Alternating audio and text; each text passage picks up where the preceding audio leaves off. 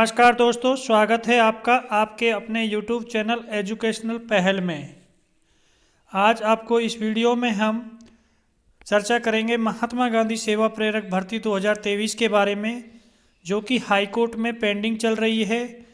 उसके selection criteria को लेकर, या सिलेक्शन में प्राथमिकता किसको दी जाएगी और सैलरी में कितना परिवर्तन होगा, इन सब बिंदुओं के आधार पर आपसे चर्चा की जाएगी। अगर इनके अलावा किसी भी कैंडिडेट का कोई डाउट हो तो वो कमेंट कर सकता है। आपके कमेंट का रिप्लाई करने की पूरी कोशिश की जाएगी। अगर आप इस एजुकेशनल चैनल पर पहली बार विजिट कर रहे हैं तो सबसे पहले इस एजुकेशनल चैनल को सब्सक्राइब कर ले, जिससे कि राजस्थान में चल रही विभिन्न प्रतियोगी परीक्षाओं की जानकारी सबसे पहले आपको मिल सके। कैसे तय करें कि किसका सिलेक्शन होगा? फर्स्ट बिंदु है कैसे तय करेंगे किसका सिलेक्शन होगा। इसको तय करने का सीधा रास्ता है, आप अपने ग्राम स्तर पर जो लिस्ट थी जो जारी की गई थी कि किस ग्राम से कितने फॉर्म अप्लाई किए गए हैं, वो लिस्ट आप चेक कर लें। और उस फॉर्म में मान लो आपके गांव से 1, 2 या 3 कैंडिडेट हैं, तो उसमें आप आसानी से तय कर सकते हो कि किसका इस पर सिलेक्शन होना है, क्योंकि इसमें कुछ सर्टिफिकेट के आधार पर प्रत्येक कैंडिडेट को प्राथमिकता दी जानी थी। अगर किसी कैंडिडेट के पास सर्टिफिकेट है और अन्य के पास नहीं है तो उसका तय है, पॉसिबिलिटी बन रही है कि उसका सिलेक्शन श्योर है। या फिर किसी कैंडिडेट के पास एक से ज़्यादा सर्टिफिकेट है तो उसको ज़्यादा सियोरिटी बन जाती है कि इसका सिलेक्शन होगा।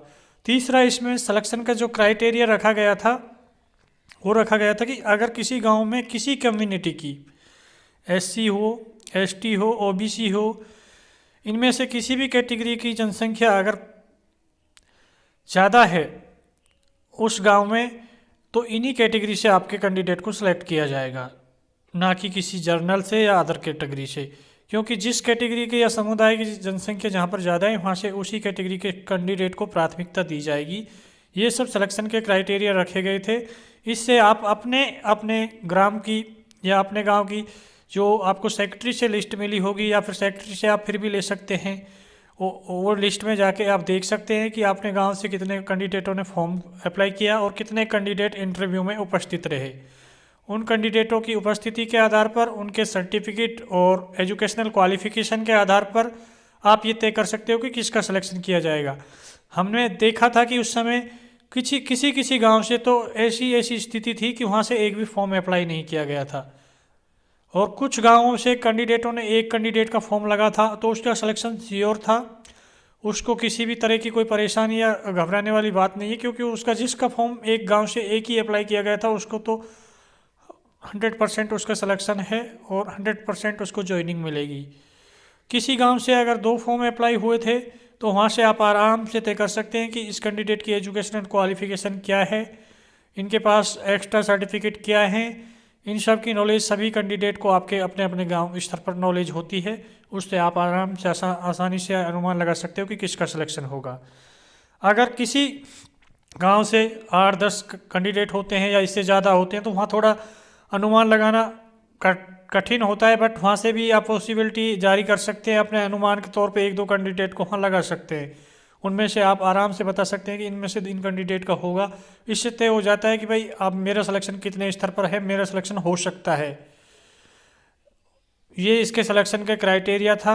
इंटरव्यू सभी का सेम गया है, 19-20 फ़र्क है, कोई ज़्यादा नहीं इंटरव्यू में, क्योंकि इंटरव्यू वहाँ पर डिपार्टमेंट के ऊपर डिपेंड करा है कि उन्होंने क्वेश्चन किस लेवल से उठा के पूछे हैं, वो उनके ऊपर डिपेंड है। बट उन्होंने ओनली कॉन्फिडेंस लेवल देखा है आपकी इंटरव्यू में जवाब देने का। इंटरव्यू सबका लगभग सेम हुआ है। सिलेक्शन में किसको प्राथमिकता दी जाएगी?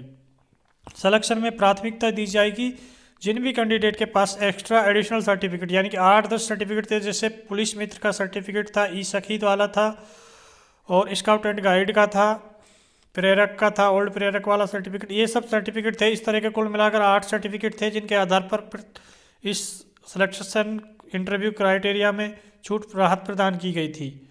इसके अलावा सैलरी में क्या परिवर्तन होगा? लास्ट और अंतिम बिंदु यह है कि जो इस भर्ती प्रक्रिया चल रही है, जो हाई कोर्ट में पेंडिंग है, जिसकी नेक्स्ट हियरिंग डेट अभी भी शो हो रही है 22 मार्च 2023, बट इसमें संशोधन हो सकता है। इससे पहले भी आपकी सुनवाई हो सकती है। ये कोई फिक्स नहीं है कि 22 मार्च 2024 को ही इसकी सुनवाई होगी, या फिर 22 मार्च 2024 से आगे भी इसकी डेट बढ़ सकती है। ये सब हाई कोर्ट के अधीन है, हाई कोर्ट चाहे जो कुछ हो सकता है।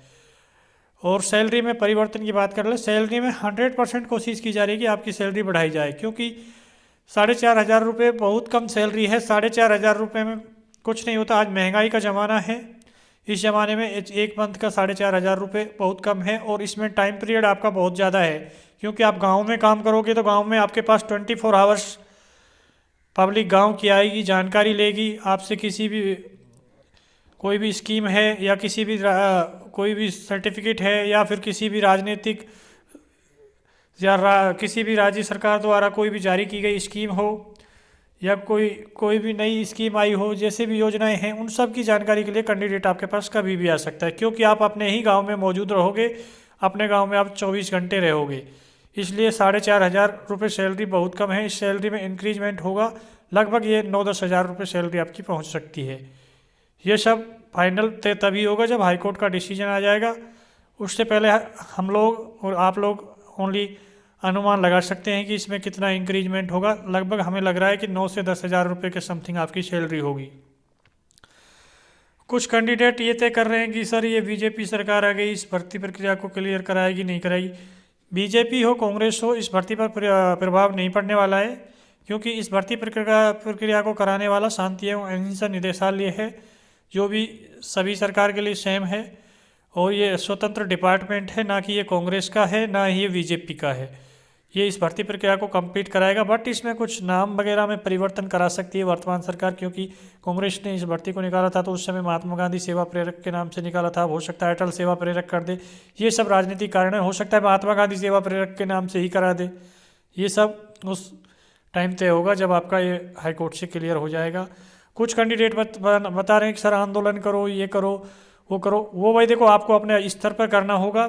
आप अपने ब्लॉक लेवल पर, तहसील लेवल पर एसडीएम को या फिर आप तहसीलदार को ज्ञापन दे सकते हैं। इसके लिए आपको एकजुट होना होगा। जितने भी कैंडिडेटों ने फॉर्म अप्लाई किया है, आप अपने ग्राम लेवल पर इकट्ठे हों, ग्राम लेवल से फिर पंचायत लेवल पर हों, ऐसे ऐसे थोड़ा इकट्ठा हों, थोड़ा यूनियन बनाएं, जिससे कि यूनियन से आपको गवर्नमेंट को भी लगेगा कि ये भर्ती प्रक्रिया क्लियर करानी पड़ेगी, क्योंकि आप लोगों ने ही सरकार का सिलेक्शन किया है, सरकार को चुना है, तो आपकी इस बात को 100% सुना जाएगा। अगर आप एकजुट रहोगे तो ज़रूर सुना जाएगा, 1-2 रहोगे तो कोई नहीं सुन सकता। इसलिए मैं आपको बार बार बोल रहा हूँ कि आप एकजुट रहें, ग्रुप बनाएं, व्हाट्सएप ग्रुप, टेलीग्राम ग्रुप, या फिर आप हमारे टेलीग्राम ग्रुप से भी जुड़ सकते हैं। हमारे चैनल के नाम से ही हमारा टेलीग्राम ग्रुप है, एजुकेशनल पहल। साथ ही हमारे चैनल से जुड़ सकते हैं, एजुकेशनल पहल। इस पर आपको इस भर्ती से संबंधित पल पल की अपडेट दी जाएगी और इसके अलावा अन्य भर्तियों की भी जानकारी दी जाएगी। इसलिए आप इस चैनल से भी जुड़ सकते हैं। अगर आपको इस एजुकेशनल जानकारी आपको ये अच्छी लगी हो तो आप इस वीडियो को लाइक करें, शेयर करें और इस चैनल को सब्सक्राइब करें। धन्यवाद।